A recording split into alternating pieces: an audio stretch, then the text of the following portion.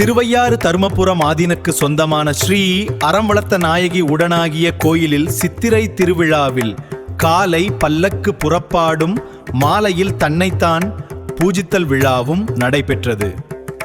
ஐயாரப்பர் சந்நிதி முன்பு தன்னைத்தான் பூஜித்தல் விழாவை முன்னிட்டு மாலை சுவாமி அம்பாள் சிறப்பு அலங்காரத்தில் எழுந்தருளினர். பின்னர் ஐயாரப்பர் அம்பாளுடன் வெள்ளி ரிஷப வாகனத்தில் பக்தர்களுக்கு அருள் பாலித்தார்.